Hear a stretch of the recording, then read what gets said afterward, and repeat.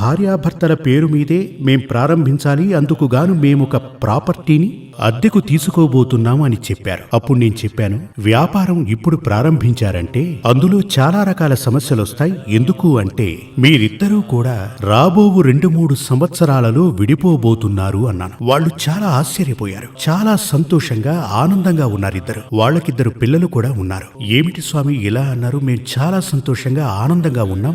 వివాహమై 15 సంవత్సరాలైంది కాదు, 12 సంవత్సరాలని చెప్పారు. చాలా సంతోషంగా ఉన్నాం.